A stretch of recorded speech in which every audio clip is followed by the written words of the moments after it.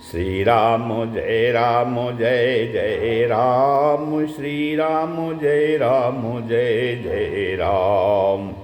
ओम श्री गणेशाय नमः, ओम श्री गुरुवे नमः, ओम श्री सीतारामचंद्राभ्यां नमः, ओम उमा महेश्वराभ्यां नमः, ओम श्री एकादशमुखी दक्षिणेश्वरदासरकार श्री हनुमते नमः। शांताकारं भुजगशयनं पद्मनाभं सुरेशं, विश्वाधारं गगनसदृशं मेघवर्णं शुभांगं, लक्ष्मीकान्तं कमलनयनं योगिभिर्ध्यानगम्यं, वन्दे विष्णुं भवभयहरं सर्वलोकैकनाथं। यं ब्रह्मा वरुणेन्द्ररुद्रमरुतः स्तुवन्ति दिव्यैस्तवै, वेदैः साङ्गपदक्रमोपनिषदैर्गायन्ति यं सामगा, ध्यानावस्थितद्गतेन मनसा पश्यन्ति यं योगिनो, ह्यशान्तं न विदुषुरासुरगणा, देवाय तस्मै नमः। नीलाम्बुजश्यामलकोमलाङ्गं सीतासमारोपितवामभागं, पाणौ महासायकचारुचापं नमामि रामं रघुवंशनाथं।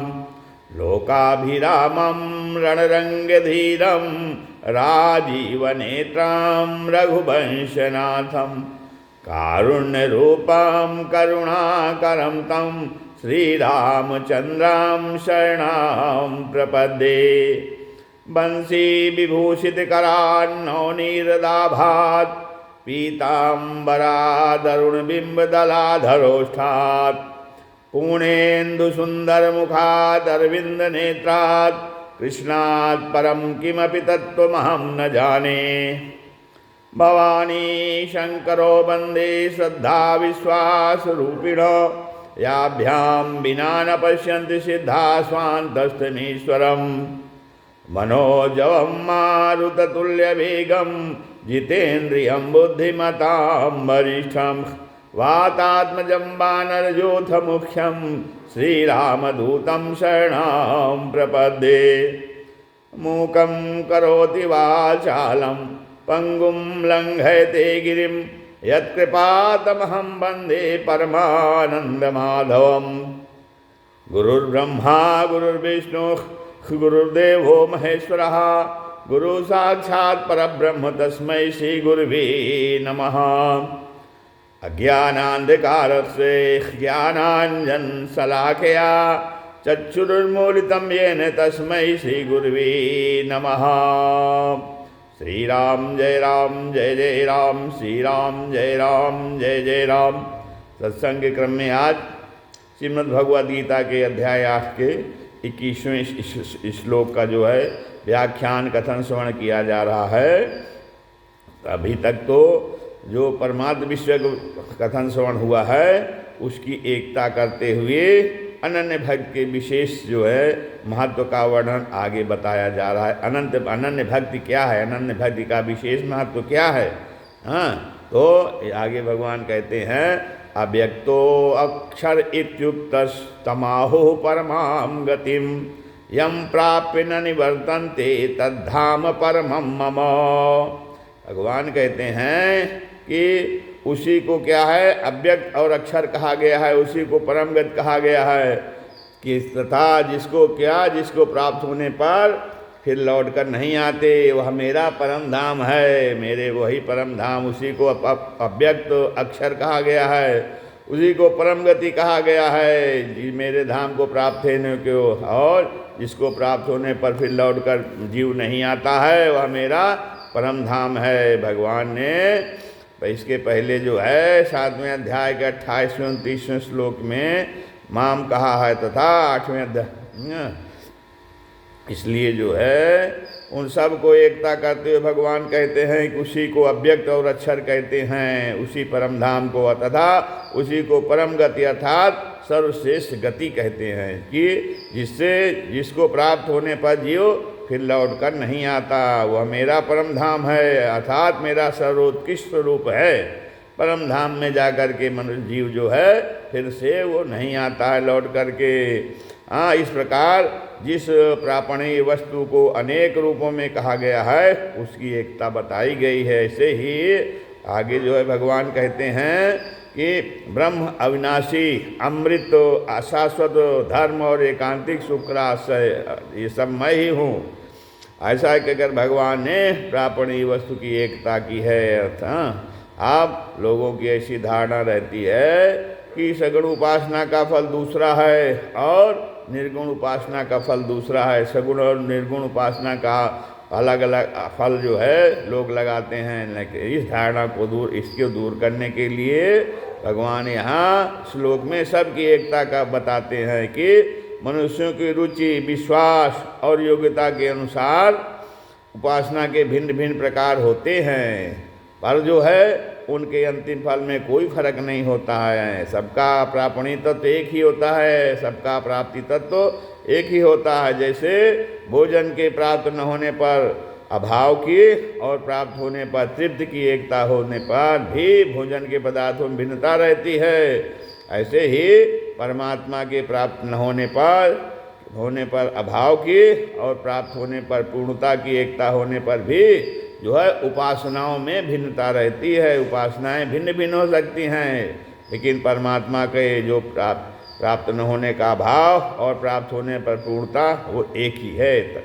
अब इस सब का तात्पर्य क्या हुआ कि उस परमात्मा को चाहे जो है मनुष्य जो है सगुण निराकार माने, सगुण निराकार मानकर उपासना करे, या उसको जो है निर्गुण निराकार मानकर उपासना करे, और चाहे सगुण साकार मानकर उपासना करे, अंत में जो है सबको एक ही परमात्मा की प्राप्ति होती है। मार्ग अलग अलग है लेकिन लक्ष्य तत्व एक ही है।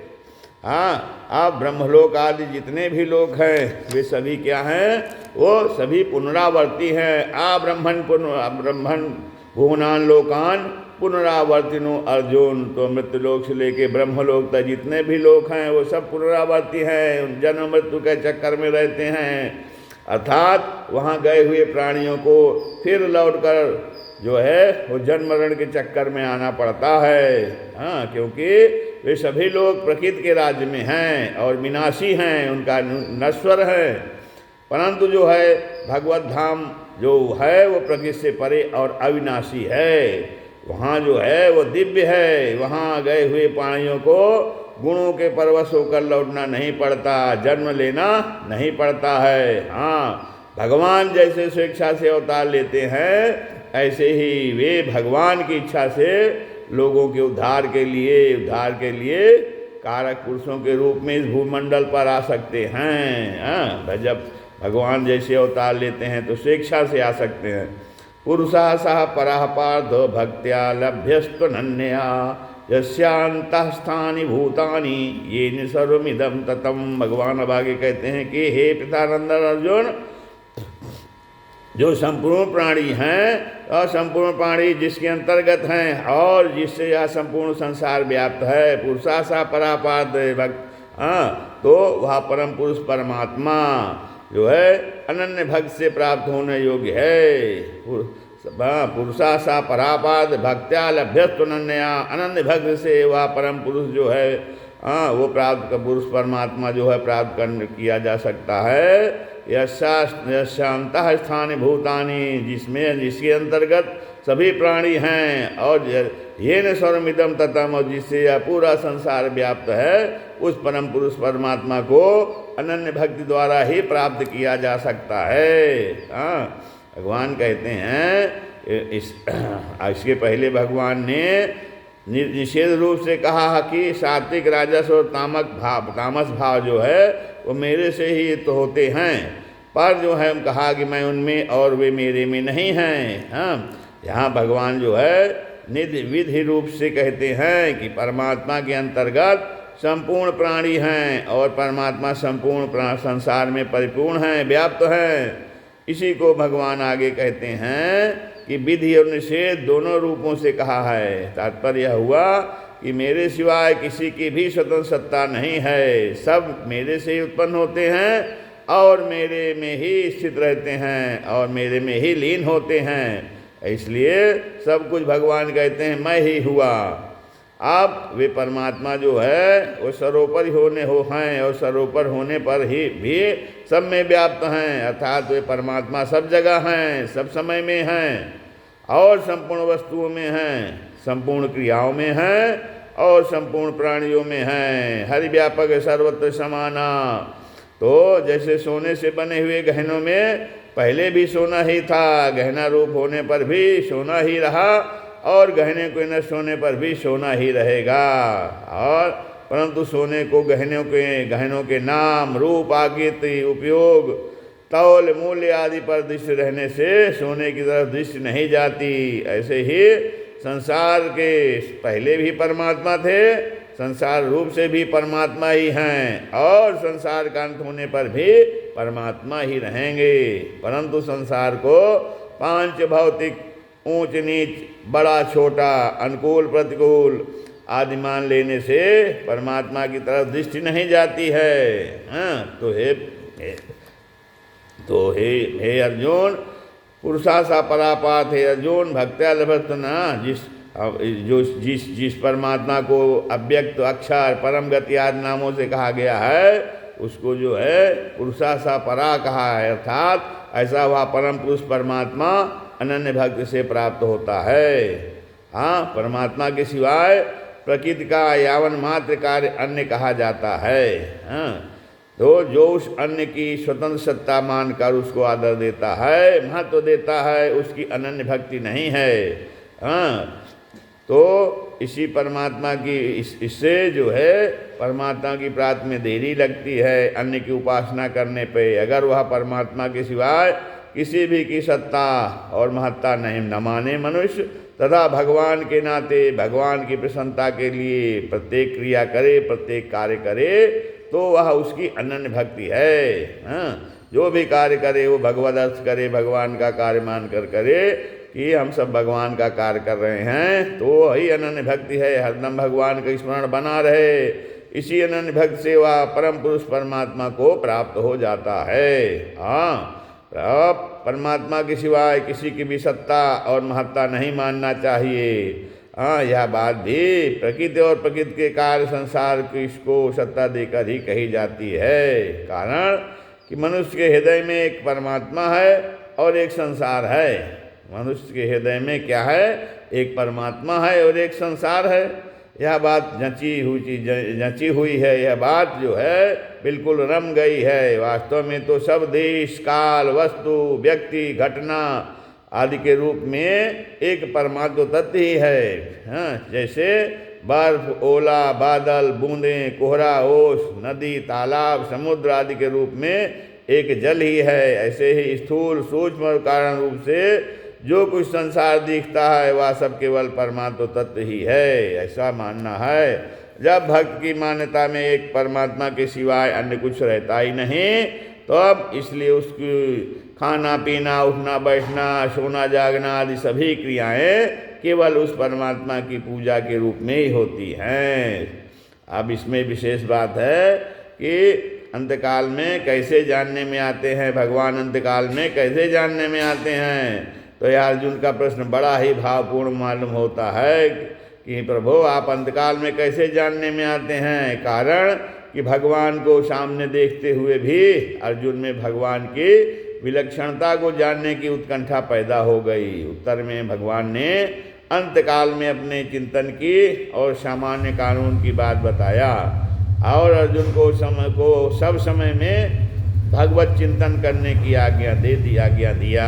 उसके बाद आगे जो है भगवान सगुण निराकार, निर्गुण निराकार और सगुण साकार की प्राप्ति के लिए आगे भगवान वर्णन करते हैं। उनमें भी सगुण साकार और निर्गुण निराकार की प्राप्ति में प्राणों को रोकने की बात साथ में होने से कठिनता बताई। सगुण निराकार और निर्गुण निराकार और सगुण साकार की उपासना में भगवान का आश्रय लेकर उनका चिंतन करने की बात कहने होने से सगुण साकार की प्राप्ति में बहुत सुगमता बता रहे हैं कि सगुण साकार की उपासना जो है यदि भगवान का आश्रय लेकर के भगवान का चिंतन करने की हुए किया जाए तो भगवत प्राप्ति में बहुत सुगमता होती है। आगे जो है भगवान सगुण साकार स्वरूप की विशेष महिमा बता रहे हैं कि भगवान ने आप उनमें भी पहले भगवान बता रहे हैं कि ब्रह्मा जी और उनके ब्रह्मलोक में से अपनी और अपने लोक की विलक्षणता बता रहे हैं भगवान। तात्पर्य है कि ब्रह्मा जी के सूक्ष्म शरीर जो है प्रकृति जो है ब्रह्मा जी का सूक्ष्म शरीर है, तो ब्रह्मा जी के सूक्ष्म शरीर से भी मेरा स्वरूप विलक्षण है। भगवान कहते हैं उपासनाओं की जितनी गतियां हैं वे सब मेरे स्वरूप के अंतर्गत आ जाती हैं। और ऐसा हुआ कहते हैं मेरा सर्वोपरि स्वरूप केवल मेरे परायण होने से अर्थात अनन्य भक्त से ही प्राप्त होता है। भगवान का जो स्वरूप है वो अनन्य भक्त से ही प्राप्त किया जा सकता है, प्राप्त हो जाता है। अब भगवान कहते हैं कि जो मेरा स्वरूप प्राप्त हो जाए तो मेरे स्वरूप प्राप्त होने पर फिर साधक को कि ना तो अन्य स्वरूपों की तरफ कोई वृत्ति जाती है और न उनकी आवश्यकता ही रहती है, अन्य स्वरूप की आवश्यकता नहीं रह जाती। तो उसको साधक की भक्त की वृत्ति केवल भगवान कहते हैं मेरे स्वरूप की तरफ ही रहती है। तब साधक की वृत्ति केवल भगवान की तरफ रहती है, भगवान के स्वरूप की तरफ रहती है। तो इस प्रकार ब्रह्मा जी के लोक से भी भगवान का लोक विलक्षण है, ब्रह्मलोक परम धाम विलक्षण है, और ब्रह्मा जी के स्वरूप से भगवान का स्वरूप विलक्षण है। और ब्रह्मलोक की गति से भगवान के धाम की लोक की गति भी विलक्षण है। इसका तात्पर्य है कि सब प्राणियों का अंतिम ध्येय मैं ही हूँ, भगवान कहते हैं, और सब मेरे ही अंतर्गत हैं। अब आगे भगवान ने बताया कि ब्रह्मलोक को प्राप्त होने वाले लौट कर आते हैं और मेरे को अभी तक भगवान ने बताया कि ब्रह्मलोक को जो प्राप्त होते हैं वो तो लौट कर आते हैं, जन्म मरण के चक्कर में रहते हैं, और मेरे को जो प्राप्त होते हैं वो लौट कर नहीं आते। परंतु कहते हैं कि किस मार्ग से जाने वाले लौट कर नहीं आते और किस मार्ग से जाने वाले लौट कर आते हैं। अब यही बात भगवान आगे बता रहे हैं कि दोनों मार्गों का वर्णन भगवान आगे बता रहे हैं। यत्र काले त्वनावित्तिम आवित्तिम चैव योगिनः प्रयाता यान्ति तम कालम वक्ष्यामि भरतर्षभ। भगवान कहते हैं हे भरतवंशियों में श्रेष्ठ अर्जुन, जिस काल अर्थात मार्ग में शरीर छोड़कर गए हुए योगी अनावित्ति को प्राप्त होते हैं, अर्थात फिर पीछे लौट कर नहीं आते, और जिस मार्ग में गए हुए अर्थात आवित्त को प्राप्त हुए अर्थात पीछे लौट कर आते हैं, उस काल को अर्थात दोनों मार्गों को भगवान कहते हैं मैं बता रहा हूँ। कहते हैं जीवित अवस्था में ही बंधन छूटने को सद्यो मुक्ति कहते हैं, अर्थात जिनको यहाँ ही भगवत प्राप्त हो गई, भगवान में अनन्य भक्त हो गई, अनन्य प्रेम हो गया, वे यहाँ ही परम संसिद्धि को प्राप्त हो जाते हैं। और दूसरे जो साधक किसी सूक्ष्म वासना के कारण ब्रह्मलोक में जाकर क्रमशः ब्रह्मा जी के साथ मुक्त हो जाते हैं, उनकी मुक्ति को क्रम मुक्ति कहते हैं। जो केवल सुख भोगने के लिए ब्रह्मलोक आदि लोकों में जाते हैं वे फिर लौट कर आते हैं, और इसी को पुनरावृत्ति कहते हैं। पुनरावृत्ति सद्यो मुक्ति का वर्णन जो है पीछे की 15वें श्लोक में है, पर क्रम मुक्ति और पुनरावृत्ति का वर्णन जो है अब आगे आ रहा है। तो इसका भगवान आगे बता रहे हैं कि यत्र काले त्वनावित्तिम आवित्तिम वक्ष्यामि भरत। अब भगवान कहते हैं जो पीछे विषय का लक्ष्य कि ऊर्ध्वगति वालों को कालाभिमानी देवता जिस मार्ग से ले जाता है उस मार्ग का वाचक यहाँ काल शब्द है। आगे अनावित्तिम कहने का तात्पर्य है कि अनावित्त ज्ञान वाले पुरुष ही अनावित्त में जाते हैं और आवित्त ज्ञान वाले पुरुष ही आवित्त में जाते हैं। मतलब जो सांसारिक पदार्थों और भोगों से विमुख होकर परमात्मा के सम्मुख हो जाते हैं वे अनावित्त ज्ञान वाले हैं, अर्थात उनका ज्ञान विवेक ढका हुआ नहीं है, अनावृत्त ज्ञान और प्रत्युत जागृत है, इसलिए वे अनावृत्त के मार्ग में जाते हैं, जिससे फिर लौटना नहीं पड़ता, निष्काम भाव हो जाता है। और निष्काम भाव होने से उनके मार्ग में प्रकाश अर्थात विवेक की मुख्यता रहती है, विवेक मुख्य हो जाता है।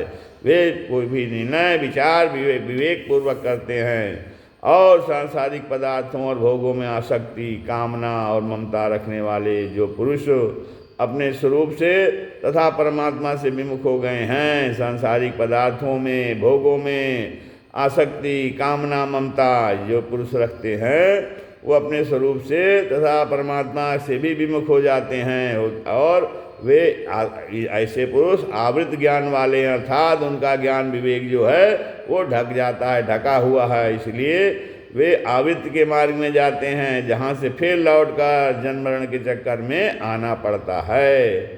अब सकाम भाव होने से उनके मार्ग में अंधकार अर्थात अविवेक की मुख्यता रहती है। और फिर जिनका परमात्म प्राप्ति का उद्देश्य है वह भीतर में आंशिक वासना रहने से जो अंतकाल में विचलित मन होकर के पुण्यकारी लोगों अर्थात भोग भूमियों को प्राप्त करके फिर वहाँ से लौट कर आते हैं, तो ऐसे योग भ्रष्टों की भी आवृत्ति वालों के मार्ग के अंतर्गत जो है यहाँ चैव पद आता है।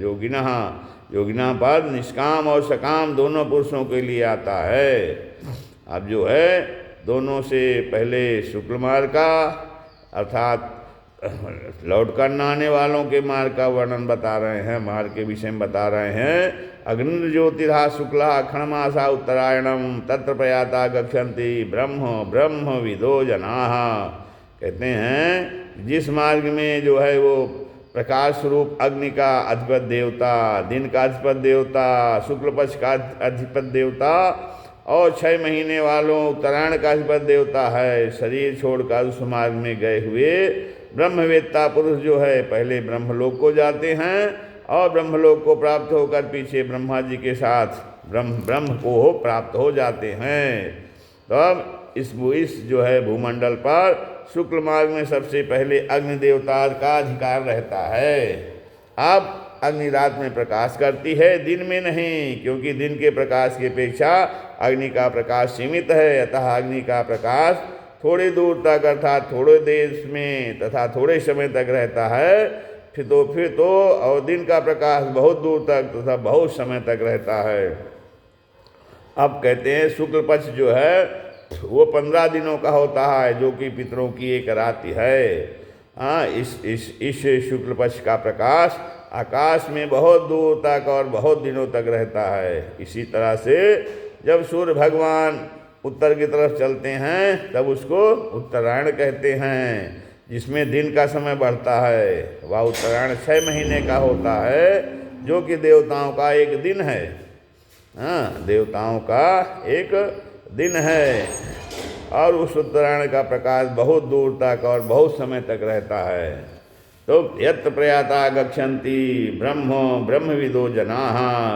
जो शुक्ल मार्ग में अर्थात प्रकाश की बहुलता वाले मार्ग में जाने वाले हैं, वे सबसे पहले ज्योतिष स्वरूप अग्नि देवताओं के अधिकार में आते हैं। जहाँ तक अग्नि देवता का अधिकार है वहाँ से पार कराकर अग्नि देवता उन जीवों को दिन के देवता को सौंप देते हैं। दिन का देवता उन जीवों को अपने अधिकार तक ले जाकर शुक्ल पक्ष के अधिपति देवता को समर्पित कर देता है और वह शुक्ल पक्ष का अधिपति देवता अपनी सीमा को पार कराकर उन जीवों को उत्तरायण के अधिपति देवता के सुपुर्द कर देता है। फिर वह उत्तरायण का अधिपति देवता उनको ब्रह्मलोक के अधिकारी देवता को समर्पित कर देते हैं। इस प्रकार विक्रम पूर्वक ब्रह्मलोक में पहुंच जाते हैं और ब्रह्मा जी की आयु तक भी वहाँ रहकर महाप्रलय में ब्रह्मा जी के साथ ही मुक्त हो जाते हैं, सच्चिदानंद घन परमात्मा को प्राप्त हो जाते हैं। अब जो है आगे भगवान कृष्ण मार्ग अर्थात लौट कर आने वालों के मार्ग का वर्णन करते हैं कि धूमो रात्रिस्तथा कृष्ण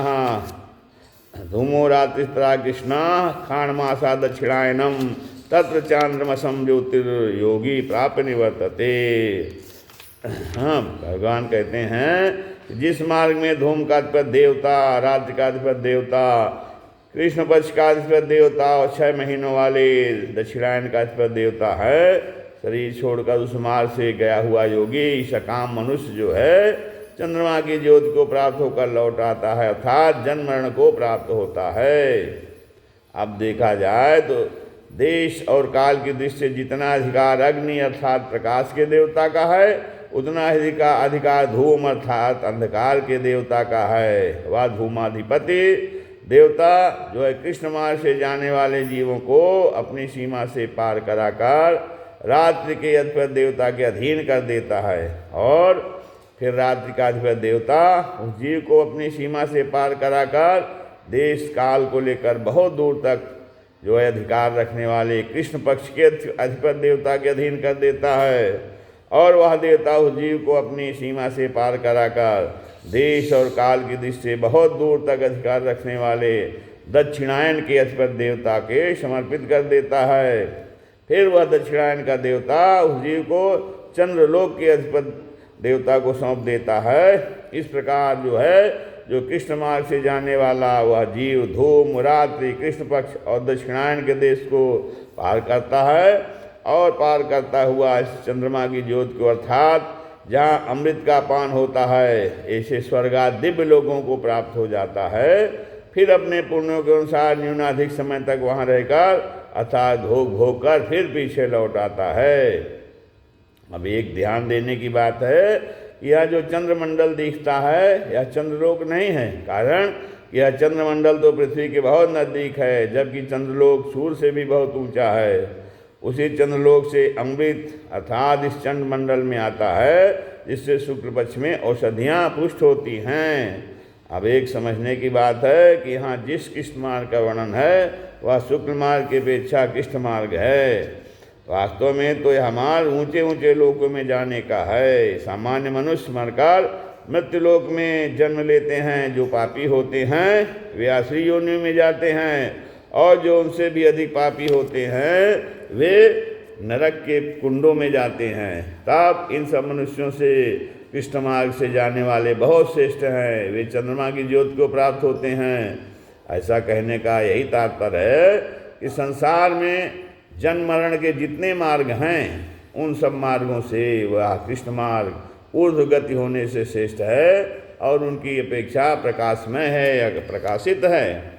अब कृष्ण मार्ग से लौटते समय यह जीव पहले आकाश में आता है, फिर वायु के अधीन होकर बादलों में आता है, और फिर बादलों में से वर्षा के द्वारा भूमंडल पे आकर अन्न में प्रवेश करता है, और फिर कर्मानुसार प्राप्त होने वाली यौन के पुरुषों में अन्न के द्वारा प्रवेश करता है, और पुरुषों से स्त्री जाति में जाकर शरीर धारण करके जन्म लेता है। इस प्रकार वह जन्म मरण के चक्कर में पड़ जाता है।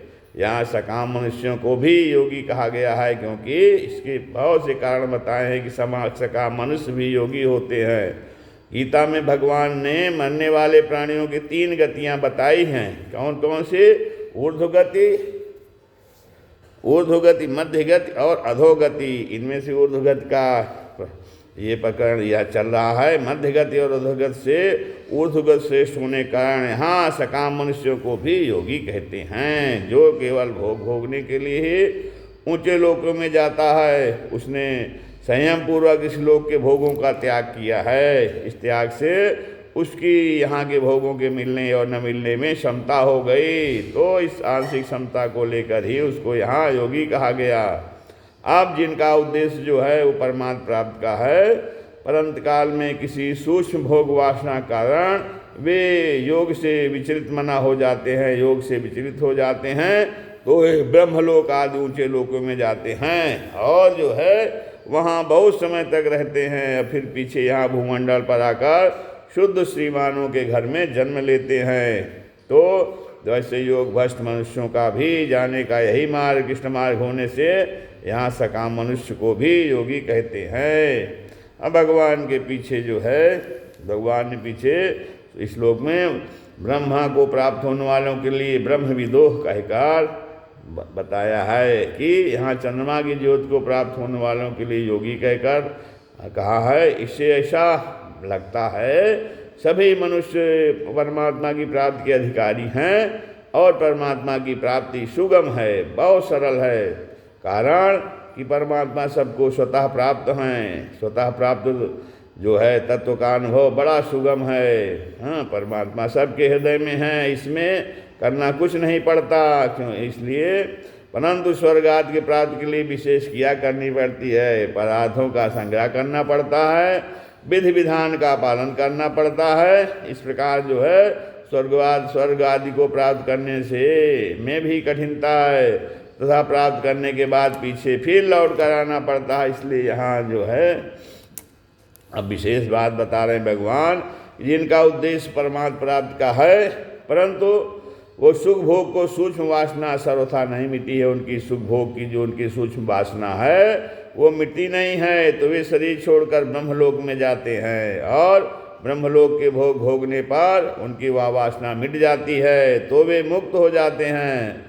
अब और जिनका उद्देश्य परमात्मा प्राप्ति का ही है और जिनमें न यहाँ के भोगों की वासना है और न ब्रह्मलोक के भोगों की, परंतु जो अंतकाल में निर्गुण के ध्यान से विचलित हो गए हैं, वे ब्रह्मलोक आदि लोकों में नहीं जाते। वे तो सीधे ही योगियों के कुल में जन्म लेते हैं, अर्थात जहाँ पूर्व जन्म के ध्यान रूप साधन ठीक तरह से हो सके, ऐसे योगियों के कुल में उनका जन्म होता है और यहाँ वे साधन करके फिर मुक्त हो जाते हैं। तो अब ये दोनों साधकों का उद्देश्य तो एक ही रहा है, पर वासना में अंतर रहने से एक तो ब्रह्मलोक में जाकर मुक्त होते हैं और एक सीधे ही योगियों के कुल में उत्पन्न होकर साधन करके मुक्त होते हैं। तब जिनका उद्देश्य ही स्वर्ग आदि ऊंचे ऊंचे लोगों के सुख भोगने का है, वे यज्ञ आदि शुभ कर्म करते हैं और यज्ञ आदि शुभ कर्म करके ऊंचे ऊंचे लोकों में जाते हैं और वहाँ के दिव्य भोग भोग कर पुण्य क्षीण होने पर पीछे लौट कर आ जाते हैं, अर्थात जन्म मरण को प्राप्त होते हैं। अब जिसका उद्देश्य तो भगवत प्राप्ति ही रहा है, पर सांसारिक सुख भोग की वासना वह मिटा नहीं सका, इसलिए अंतकाल में वो योग से विचलित होता है और योग से विचलित होकर वह स्वर्गादि लोकों में जाकर वहाँ के भोग भोगता है और फिर लौटकर शुद्ध श्रीमानों के घर में जन्म लेता है। फिर वहाँ वह जबरदस्ती पूर्व जन्म के जो साधन बाकी रहते हैं उनमें लग जाता है और मुक्त हो जाता है। इस प्रकार ये दो प्रकार से साधक हैं। दोनों साधकों में एक का तो उद्देश्य तो स्वर्ग के सुख भोग का है, इसलिए वह पुण्य कर्मों के अनुसार वहाँ के भोग भोग कर पीछे लौट कर आता है, परंतु जिसका उद्देश्य परमात्मा का है और वह विचार द्वारा सांसारिक भोगों का त्याग भी करता है, फिर भी वासना नहीं मिटी तो अंत में भोगों की याद आने से वह स्वर्गादि लोकों में जाता है और उसने जो सांसारिक भोगों का त्याग किया है उसका बड़ा भारी महात्म है, इसलिए वह उन लोकों में बहुत समय तक भोग भोगने पर यहाँ सीमानों के घर में जन्म लेता है। अब बताते हैं कि सामान्य मनुष्यों की तो यह धारणा है कि जो दिन में शुक्ल पक्ष में और उत्तरायण में मरते हैं वे तो मुक्त हो जाते हैं, पर जो रात में कृष्ण पक्ष में और दक्षिणायन में मरते हैं उनकी मुक्ति नहीं होती। यह ठीक नहीं है, कारण कि यहाँ जो शुक्ल मार्ग और कृष्ण मार्ग बताया है वह ऊर्ध्वगति को प्राप्त करने वालों के लिए है। इसलिए अगर ऐसा ही माना जाए कि दिन आदमी मरने वाले मुक्त होते हैं और रात आदमी मरने वाले मुक्त नहीं होते, तो फिर अधोगति वाले कब मरेंगे, क्योंकि दिन रात शुक्ल पक्ष कृष्ण पक्ष और उत्तरायण दक्षिणायन को छोड़कर दूसरा कोई समय ही नहीं है। वास्तव में मरने वाले जो है अपने अपने कर्मों के अनुसार ही ऊंच और नीच गतियों में जाते हैं। वे चाहे दिन में मरें चाहे रात में, और चाहे शुक्ल पक्ष में मरें चाहे कृष्ण पक्ष में, चाहे उत्तरायण में मरें चाहे दक्षिणायन में, इसका कोई नियम नहीं है। जो भगवत भक्त हैं, जो केवल भगवान के ही परायण हैं, जिनके मन में भगवत दर्शन की ही लालसा है, ऐसे भक्त जो है दिन में या रात में, शुक्ल पक्ष में या कृष्ण पक्ष में, उत्तरायण में या दक्षिणायन में जब कभी जो है शरीर छोड़ते हैं तो उनको मिलने के लिए भगवान के पार्षद आते हैं और पार्षदों के साथ वे सीधे भगवत धाम में पहुंच जाते हैं। तो अब ये एक शंका ये है कि जब मनुष्य अपने कर्मों के अनुसार ही गति पाता है तो फिर भीष्म जी ने जो तत्व के जीवन मुक्त महापुरुष थे दक्षिणायन में शरीर न छोड़कर उत्तरायण की प्रतीक्षा क्यों की, तो इसका समाधान यह है कि भीष्म जी भगवत धाम नहीं गए थे। वे देव नामक वसु आजान देवता थे जो शाप के कारण मृत्युलोक में आए थे, अतः उन्हें देवलोक में जाना था। दक्षिणायन के समय देवलोक में रात रहती है, उसके दरवाजे बंद रहते हैं। अगर भीष्म जी दक्षिणायन के समय शरीर छोड़ते तो उन्हें अपने लोक में प्रवेश करने के लिए बाहर प्रतीक्षा करनी पड़ती। वे इच्छा में तो थे ही, अतः उन्होंने सोचा कि वहाँ प्रतीक्षा करने अपेक्षा यही प्रतीक्षा करनी ठीक है, क्योंकि यहाँ तो भगवान श्री कृष्ण के दर्शन होते रहेंगे और सत्संग भी होता रहेगा, जिससे सभी का हित होगा। वहाँ अकेले पड़े रहकर क्या करेंगे, ऐसा सोचकर उन्होंने अपना शरीर दक्षिणायन में न छोड़कर उत्तरायण में ही छोड़ा। श्री राम जय जय राम।